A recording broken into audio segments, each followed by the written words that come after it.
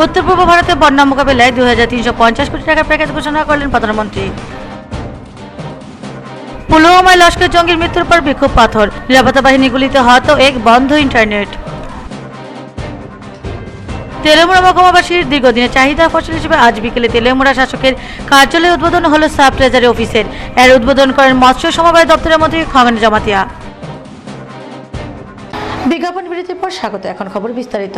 উত্তর পূর্ব ভারতে বন্যা মোকাবিলায় 2350 কোটি টাকার প্যাকেজ ঘোষণা করল প্রধানমন্ত্রী। বন্যা কবলিত দেশের উত্তর পূর্ব রাজ্যগুলির জন্য 2350 কোটি টাকার বিশেষ আর্থিক প্যাকেজ ঘোষণা করলেন প্রধানমন্ত্রী নরেন্দ্র মোদী। মঙ্গলবার একদিনের জন্য গুয়াহাটি সফরে আসেন প্রধানমন্ত্রী। সেখানে আসাম, অরুণাচল প্রদেশ, মণিপুর ও নাগাল্যান্ডের মুখ্যমন্ত্রী ও সংশ্লিষ্ট মন্ত্রিসভার সদস্যদের সঙ্গে বন্যা পরিস্থিতি ও তার মোকাবিলা নিয়ে বৈঠক করেন। বৈঠকের পর আসামের অর্থমন্ত্রী হেমন্ত বিশ্ব শর্মা জানান, উত্তর পূর্বের জন্য 2350 কোটি টাকার বন্যা প্যাকেজ ঘোষণা করেছেন প্রধানমন্ত্রী। কোন রাজ্যের ভাগে কত টাকা আসবে তা পরে স্থির হবে। শর্মা জানান, এই অর্থের মধ্যে উত্তর পূর্বের সবকটি রাজ্যে বন্যায় ক্ষতিগ্রস্তদের পুনর্বাসন ও ত্রাণ তহবিলে 2000 কোটি টাকা রাখা হয়েছে। পাশাপাশি বন্যার নেপথ্যে ব্রহ্মপুত্র নদীর ভূমিকা খতিয়ে দেখতে একটি গবেষণামূলক প্রকল্পের জন্য 100 কোটি টাকা বরাদ্দ করা হয়েছে। তিনি যোগ করেন, এই প্রকল্পের দায়িত্বে থাকবে একটি উচ্চ ক্ষমতা সম্পন্ন কমিটি, যেখানে বিজ্ঞানী, গবেষক, ইঞ্জিনিয়াররা থাকবেন। কোন পথে বন্যা মোকাবিলা করা সম্ভব তাও সুপারিশ করবে এই কমিটি। শর্মা বলেন, আসামের সার্বিক বন্যা পরিস্থিতি খতিয়ে দেখে রাজ্যে অবিলম্বে 250 কোটি টাকা দেওয়ার ঘোষণা করেছেন প্রধানমন্ত্রী। এর আগে গত জুন মাসে 300 কোটি টাকা দেওয়া হয়েছিল। ব্যুরো রিপোর্ট, খবর ত্রিপুরা। পুলওয়ামায় লস্কর জঙ্গির মৃত্যুর পর বিক্ষোভ পাথর, নিরাপত্তা বাহিনী গুলিতে হত এক, বন্ধ ইন্টারনেট পরিষেবা। পুলওয়ামায় লস্করে তৈবা চায় আবু দুজানা ও আরও এক জঙ্গির সঙ্গে নিরাপত্তা বাহিনী সংঘর্ষস্থলের কাছে পাথর ছুড়া বিক্ষোভকারীদের সামলাতে গুলি চালালো পুলিশ। একজন নিহত হয়েছে, জখম হয়েছে একাধিক লোক। দুজনের মৃত্যুর খবর ছড়াতে সেখানে কাতারে কাতারে স্থানীয় মানুষ হাজির হয়। নিরাপত্তা বাহিনীর বিরুদ্ধে বিক্ষোভ চলে মারমুখী জনতার। এক পুলিশ অফিসার জানিয়েছেন, সরকারিভাবে নিহত ব্যক্তির পরিচয় মেলেনি, তবে তাকে হাসপাতালে নিয়ে আসা স্থানীয় মানুষজন জানান তার নাম ফিরদৌস আহমেদ। তাকে মৃত অবস্থায় নিয়ে আসা হয়েছে বলে ঘোষণা করেন ডাক্তাররা। পুলিশ অফিসারটি জানান, পুলওয়ামার হাক রিপুয়ায় জঙ্গি দমন অভিযান চলছিল নিরাপত্তা বাহিনীর। জওয়ানদের লক্ষ্য করে পাথর ছুটতে থাকে শখানেক দুষ্কৃতী। তাদের হঠাৎ জওয়ানরা কাঁদানে গ্যাসের শেল, পেলেক ছুড়ে কয়েক রাউন্ড গুলিও চালায়। জওয়ানরা ঘটনাস্থল ছেড়ে চলে আসছিলেন, তখন ফের কিছু যুবক পুলওয়ামার জেলা হাসপাতালের কাছে তাদের দিকে পাথর ছুড়ে জবাবে গুলি চালান জওয়ানরা। হাসপাতালের ভিতরে কর্মরত এক নার্স সহ 2 জন জখম হয়। জখম অবস্থায় বাইরে থেকে আনা হয় আরও 2 জনকে। দুজনের মৃত্যুর খবরের জেরে দক্ষিণ কাশ্মীরের নানা জায়গা থেকে আরও বিক্ষোভের খবর আসছে। বিক্ষোভ হয়েছে শ্রীনগর শহরের বেশ কিছু জায়গাতেও। অগ্নিগর্ভ পরিস্থিতির মধ্যে ফের কাশ্মীর উপত্যকার সর্বত্র বন্ধ করে দেওয়া হয়েছে মোবাইল ইন্টারনেট পরিষেবা। গুজব ছড়িয়ে হিংসা ছড়ানো হতে পারে এই আশঙ্কায়। 2G, 3G, 4G কোনো পরিষেবাতে ইন্টারনেটের সুযোগ পাওয়া যাবে না। ল্যান্ডলাইনে ব্রডব্যান্ড ইন্টারনেট পরিষেবা চালু থাকলেও স্পিড কমিয়ে দেওয়া হয়েছে, যাতে ভিডিও বা বড় ছবি আপলোড করা সম্ভব না হয়। হিংসা অশান্তি ছড়িয়ে পড়ার আশঙ্কায় আজকের মতো বন্ধ করে দেওয়া হয় সব স্কুল, কলেজ, বিশ্ববিদ্যালয়ও। ব্যুরো রিপোর্ট, খবর ত্রিপুরা। তেলেমুড়া মহকুমাবাসীর দীর্ঘদিনের চাহিদার ফসল হিসেবে আজ বিকেলে তেলেমুড়া শাসকের কার্যালয়ে উদ্বোধন হলো সাব ট্রেজারি অফিসের। এর উদ্বোধন করেন মৎস্য ও সমবায় দপ্তরের মন্ত্রী খগেন জমাতিয়া। তেলেমুড়া মহকুমাবাসীর দীর্ঘদিনের চাহিদার ফসল হিসেবে আজ বিকেল 4 ঘটিকায় তেলেমুড়া শাসকের কার্যালয়ে উদ্বোধন হলো সাব ট্রেজারি অফিসের। উদ্বোধনী অনুষ্ঠানে উপস্থিত ছিলেন ত্রিপুরা রাজ্যের মৎস্য, সমবায় ও অগ্নি নির্বাপক দপ্তরের মন্ত্রী খগেন জমাতিয়া। এছাড়াও অতিথিদের মধ্যে উপস্থিত ছিলেন খোয়াই জেলার জেলা সভাধিপতি সাইনি সরকার, বিধায়ক মনীন্দ্র চন্দ্র দাস, বিধায়িকা গৌরী দাস, মহকুমা শাসক জয়ন্ত দে, এমডিসি ধনঞ্জয় দেববর্মা সহ অন্যান্যরা। প্রদীপ প্রজ্বলন ও ফিতা কেটে সাব ট্রেজারি অফিসের উদ্বোধন করেন মন্ত্রী খগেন জমাতিয়া। আলোচনা করতে গিয়ে জেলা সভাধিপতি সাইনি সরকার বলেন, সরকারি সুযোগ সুবিধাগুলি জনগণের হাতের নাগালে এনে দেওয়ার প্রচেষ্টা প্রতিনিয়ত চালাচ্ছে রাজ্য সরকার, কারণ এই অনির্দিষ্ট মহকুমার সবগুলি দপ্তরের কাজের ভূমিকা রাখে।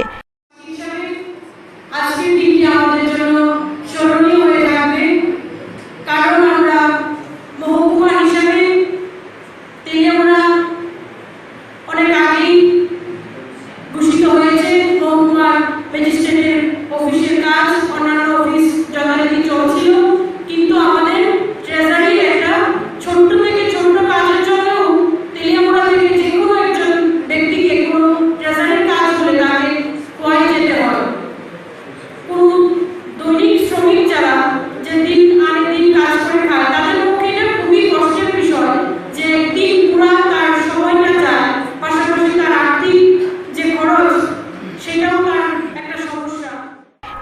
আলোচনা করেন মন্ত্রী খগন জমাতিয়া। তিনি বলেন, এখন থেকে মহকুমার রেজিস্ট্রির জন্য আর খোয়াই যেতে হবে না, অনেক গরিব লোকেদের পয়সাও বাঁচবে।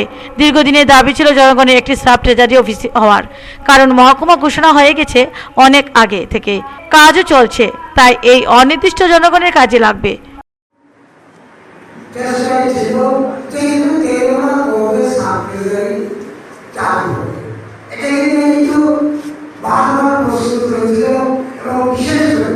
আমি অভিনন্দন জানাবো আমাদের নগর পঞ্চায়েত এবং আমরা নিজে এবং আমাদের মাননীয় আমাদের এমএলএ মহোদয় সহ আমরা যারা তেলেঙ্গানা মহকুমাবাসী পক্ষে প্রতিনিধি হিসেবে আমরা বারবার চেষ্টা করেছিলাম যে অন্তত সাবজেক্টের কাজটা চালু করা।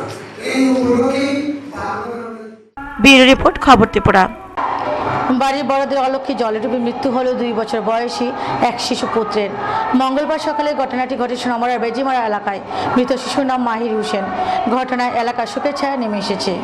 সোনামুড়ার বেজিমারার পেশায় কৃষিজীবী আব্দুল সাত্তারের ছেলে মাহির সবেমাত্র টুকটুক করে হাঁটতে শিখেছিল। 2 বছর বয়সী এই শিশু পুত্রটি মঙ্গলবার বাড়ির মহিলারা ছিল গৃহস্থালির কাজে ব্যস্ত। পুরুষ মানুষেরাও কেউ অফিসে যাওয়ার প্রস্তুতিতে, কেউ ছিল কৃষিকাজে নিয়োজিত। এমন সময় সবার অলক্ষ্যে ছোট্ট মাহির বাড়ির পেছন দিকে থাকা একটি পরিত্যক্ত পুকুরে গিয়ে পড়ে যায়। সকাল প্রায় 9টায় দেহ ভেসে উঠলে ঘটনা নজরে আসে সকলের। ঘটনায় এলাকায় মুহূর্তের মধ্যে নেমে আসে শোকের ছায়া। পাড়া প্রতিবেশী পরিচারিতা ভিড় জমান এই বাড়িতে। খবর পেয়ে বাড়িতে যান এলাকার বিধায়ক শ্যামল চক্রবর্তী। শোক সন্তপ্ত পরিবারকে সমবেদনা জানান তিনি। সোনামুড়া সহ রাজ্যের বিভিন্ন প্রান্তে অনেক সময়ই ঘটছে এই ধরনের ঘটনা। অভিভাবকদের আরও সতর্ক হওয়ার উপর জোর দিচ্ছেন সচেতনরা। তো পুষ্করিণীর দিকে খেলতে খেলতে গেছে, ওখানে পোষা পুষ্করিণীর মধ্যে জলের সংখ্যা অনেক বেশি, কাটতি পড়ে গেছে। আর কেউ বাড়ির মানুষ বিভিন্ন কাজে ব্যস্ত, পাকশাক করতে আছে। ও এই টাইম তো এটা স্কুল টাইম, অফিস টাইম, সবাই সবার কাজে ব্যস্ত থাকার কারণে কেউ লক্ষ্য করতে পারছে না। একটু পরে যখন পুষ্করিণী দিয়ে গেছে, যাই দেখছে যে এটা ভাসছে উড়ে গেছে। তখন তো আর কোনো দিকে নেওয়ার মতো না, বাড়িতে দেওয়া গেছে ডেট, আর হাসপাতাল নেওয়ার এরকম লাগছে না। খবর শুনে দৌড়াদৌড়ি করে সবাই আসছে। এক ছেলে এক মেয়ে, ছেলেটা একটু ছোট আর মেয়েটা তার বড়। অনেক আদরের, কিন্তু বাড়ির সবাই তারে আর পারিনিও কিন্তু আদর করতে। আমরা তো দেখলে যেটুকুন ছাড়া কোনো দিকে যাওয়ার মতো রাস্তা নেই। ব্যুরো রিপোর্ট, খবর ত্রিপুরা। পরপুরুষের সাথে সহবাস করার জন্য স্ত্রীকে বাধ্য করত স্বামী, আদালতে মামলা। আটক স্বামী আদালতে সোপর্দ। আজ থেকে 10 বছর আগে কমলপুরের লাম্বুছড়ার বাসিন্দা শৈলেন দেববর্মার সাথে বিয়ে হয় এলাকার এক মেয়ের সাথে। বর্তমানে তাতে 2 কন্যা সন্তান রয়েছে। শৈলেন কোলায় দ্বাদশ শ্রেণী বিদ্যালয়ে উপজাতি ছাত্রাবাসে রান্না করত। উপজাতি ছাত্রাবাসের পাশে বিএসএফ এর ক্যাম্প রয়েছে। ঘটনার সূত্রপাত এখান থেকেই। শৈলেনের সাথে 3 জন বিএসএফ জওয়ানের বন্ধুত্ব হয়। তাদের সাথে মদের আসরে বসত শৈলেন। এখন এই স্বামী শৈলেন তার স্ত্রীকে বাধ্য করত ওই 3 জওয়ানের সাথে সহবাস করার জন্য। পরপর 2 বার এই 3 জওয়ান যৌন লালসা মেটায়। অবশেষে বাধ্য হয়ে আমবাসা থানায় মামলা করার জন্য যায় স্ত্রী, কিন্তু থানা মামলা নেয়নি বলে অভিযোগ। তখন স্ত্রী তার বাপের বাড়ি চলে যায়। সেখানে স্থানীয় পঞ্চায়েতও বিচার পায়নি। অবশেষে কমলপুর আদালতে স্বামী ওই 3 জওয়ানের বিরুদ্ধে মামলা করে। পুলিশ তদন্ত করতে গিয়ে স্বামী শৈলেনকে আটক করে তারপর আজ কমলপুর আদালত সোপর্দ করে। তবে জওয়ানদের এখনও চিহ্নিত করা যায়নি। আমাদের কাছে একটা কমপ্লেন আসে যে কোলাই এলাকায় যিনি মহিলা জওয়ানের দ্বারা দূষিত হয়, হিসেবে আমরা একটা কেস নিয়ে তার তদন্ত শুরু করছি। মানে জওয়ান বলতে কি কেস আপনার সে এখন কি আপনারা তদন্ত করতেছেন? ব্যুরো রিপোর্ট, খবর ত্রিপুরা। সারা ভারত কৃষক সভা শপথ সংগ্রহ অভিযান শুরু হলো 1 আগস্ট থেকে। এই শপথ অভিযান চলবে আগামী 7 আগস্ট পর্যন্ত। সারা ভারত কৃষক সভা শপথ সংগ্রহ অভিযান শুরু হলো 1 আগস্ট থেকে। এই শপথ অভিযান চলবে 7 আগস্ট পর্যন্ত। তেমনি সারা রাজ্যের সঙ্গে শান্তিরবাজার মহকুমা বগাফলা ব্লকের অন্তর্গত বিভিন্ন ভিলেজের পাড়ায় পাড়ায় শুরু হয় কৃষক সভার মনু অঞ্চল কমিটির উদ্যোগে শপথ সংগ্রহ অভিযান। এই কৃষক সভার শপথ সংগ্রহ করে রীনা চৌধুরী বলেন, আমি আজকে স্বেচ্ছায় নিজের থেকে কৃষক সভার মেম্বারশিপ গ্রহণ করলাম। এই দিনের এই সভাপতি সংগ্রহে উপস্থিত ছিলেন কৃষক সভার শান্তিরবাজার বিভাগীয় কমিটির সভাপতি দীপক রিয়াং, বিভাগীয় সদস্য দেবব্রত দত্ত, মায়ারানী দেবনাথ, সজল দেবনাথ প্রমুখরা। দীপক রিয়াং জানান, কৃষকদের জন্য অধিকার ফিরিয়ে দিতে এবং ভর্তুকির মাধ্যমে সার, বীজ, ওষুধ প্রদান করতে কেন্দ্রীয় সরকারের প্রতি বৃহত্তর আন্দোলন গড়ে তোলা হবে। তিনি আরও বলেন, সারা রাজ্যে আজকে আমাদের ওই 1 আগস্ট 1 তারিখ থেকে আমরা 7 তারিখ পর্যন্ত আমরা মেম্বারশিপ অভিযান চলছে।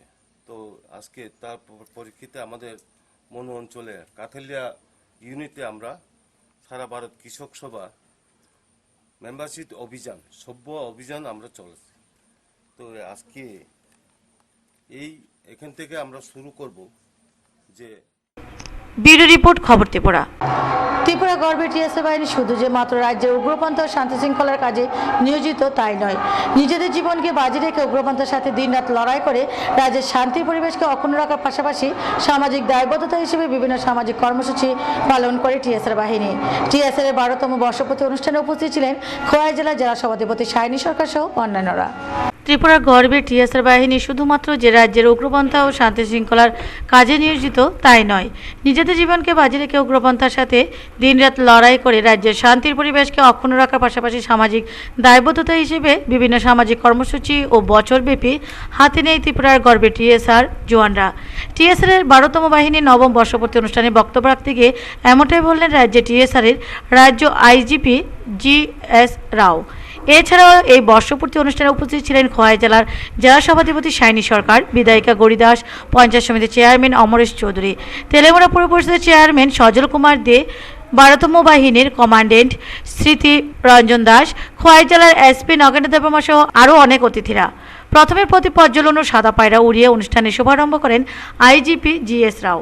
এছাড়া আলোচনা করতে গিয়ে প্রধান অতিথি বিধায়িকা গৌরীদাস বলেন, সারা বছরে এই বাহিনী কোনো না কোনো কর্মসূচি হাতে নেয় যা রাজ্যের মধ্যে প্রশংসনীয় কাজের ভূমিকা নেই।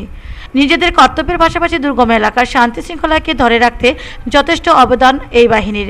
তাছাড়া সামাজিক কাজ হিসেবে সাফাই অভিযান, রক্তদান শিবির করে থাকে বছরব্যাপী, যা প্রশংসনীয় কাজ। আমি বলবো আমাদের সেই হেডকোয়ার্টার গন্ডাচড়া, এখান থেকে আমাদের মায়েরা, বোনেরা, ভাইয়েরা এসেছে, সেখানে কিছু তাদেরকে বস্ত্রই যাই হোক তুলে দেবেন তাদের হাতে। তো আমি বলবো মানুষের জন্য যে কিছু করা, যেহেতু দেশের জন্য করছে, জীবনটা বিসর্জন দিচ্ছে, দেশকে রক্ষা করা, আমাদের ছোট্ট ত্রিপুরা রাজ্যকে রক্ষা করা। এই রাজ্যের মধ্যে আজকে আমরা দেখেছি কিছু কিছু ষড়যন্ত্রকারী রাজ্যকে ভাগ করতে চাইছে, রাজ্যের জাতি উপজাতি মূর্তিকে নষ্ট করতে চাইছে, ঐক্য সম্পত্তিকে নষ্ট করতে চাইছে। সেইটাকে ধরে রাখতে হবে, সবার সাহায্য করতে হবে। আমাদের আরকা দপ্তর এই দিন বর্ষপূর্তি অনুষ্ঠানের পাশাপাশি রক্তদান শিবিরেরও আয়োজন করে 12তম বাহিনী। এই দিন বাহিনীর 130 জন জওয়ান স্বেচ্ছায় রক্তদান করেন। এছাড়া এই দিন দুর্গম এলাকার উপজাতি যেমন গন্ডাছড়া, হাজরাপাড়ার গরিব পরিবারকে 50টি মশারি প্রদান করা হয় এই অনুষ্ঠানে। এই জন্য বর্ষপূর্তি অনুষ্ঠান নয়, এই জন্য এক মিলন মেলা। টিএসআর এর 12তম বাহিনীর জওয়ানদের দ্বারা তৈরি অতি সস্তায় বিক্রয় করা হয় স্টলের মধ্য দিয়ে। এছাড়াও প্রাকৃতিক দুর্যোগ থেকে বাঁচার উপায় হিসেবে একটি মুহরা প্রদর্শন করা হয় এই দিন। ব্যুরো রিপোর্ট, খবর ত্রিপুরা। ডিউটির পাশাপাশি সামাজিক কাজে হাত বাড়িয়ে দিচ্ছে 9ম বাহিনীর টিএসআর। এরই অঙ্গ হিসেবে আজ কোয়াইফাং এডিসি ভিলেজের শ্রীকান্তবাড়ি হাই স্কুলে অনুষ্ঠিত হয় প্রয়াস ও বন মহোৎসব। অনুষ্ঠানে উপস্থিত ছিলেন ত্রিপুরা বিধানসভার বিধায়ক যশবীর ত্রিপুরা সহ অন্যান্যরা। শান্তিবাজার মহকুমার অন্তর্গত জুলাইবাড়ির ইসাছড়া টিএসআর ক্যাম্পটি অবস্থিত। এই ক্যাম্পের কমান্ডেন্ট HS ডার্লং এর উদ্যোগে বিভিন্ন জায়গায় অনুষ্ঠিত হয়েছে সামাজিক কর্মসূচি। এরই অঙ্গ হিসেবে আজ কোয়াইফাং এডিসি ভিলেজের শ্রীকান্তবাড়ি হাই স্কুলে অনুষ্ঠিত হয় প্রয়াস ও বন মহোৎসব। এই অনুষ্ঠানে উপস্থিত ছিলেন ত্রিপুরা বিধানসভার বিধায়ক যশবীর ত্রিপুরা, 9ম ব্যাটালিয়ন টিএসআর এর কমান্ডেন্ট HS ডার্লং, কোয়াইফাং এর চেয়ারম্যান প্রাণপ্রসাদ ত্রিপুরা, বীরেন্দ্রনগরের চেয়ারম্যান শ্রীমতী লক্ষ্মীমালা, শ্রীকান্তবাড়ি স্কুলের প্রধান শিক্ষক সুকরাই রিয়াং, বিশিষ্ট সমাজসেবী ক্ষুদিরাম রিয়াং ও 9ম ব্যাটালিয়নের টিএসআর এর কর্মরত কর্মীবৃন্দ। এই অনুষ্ঠানে সামাজিক কাজ হিসেবে দুটি স্কুলের দুস্থ ছাত্রছাত্রীদের হাতে টিএসআর এর পক্ষ থেকে ছাতা তুলে দেওয়া হয়। এই দুটি বিদ্যালয় হল অনন্ত সর্দারপাড়া জেবি স্কুল ও শ্রীকান্তবাড়ি হাই স্কুল। অনন্ত সর্দারপাড়া জেবি স্কুলের 31 জন ছাত্রছাত্রী ও শ্রীকান্তবাড়ি হাই স্কুলের ক্লাস 5 পর্যন্ত পাঠরত 49 জন ছাত্রছাত্রীদের হাতে ছাতি তুলে দেওয়া হয়। আর এই দুই স্কুলে খেলার জন্য দুটি ফুটবলও প্রদান করা হয়। অনুষ্ঠান শেষে সকলে মিলে চারাগাছ রোপণ করে বনমোৎসব উদযাপন করা হয়। অনুষ্ঠানে বক্তব্য থেকে বিধায়ক যশোবী ত্রিপুরা এই স্কুলের কিছু তথ্যাবলী সকলের সামনে তুলে ধরেন। তিনি জানান, একসময় এই এলাকায় উগ্রপন্থীর জন্য এই স্কুলের শিক্ষকরা আসতে চাইতো না, কিন্তু এখন অনেক পরিবর্তন হয়েছে। একসময় বিধায়ক যশোবী ত্রিপুরা এই বিদ্যালয়ে পড়াশোনা করেছেন।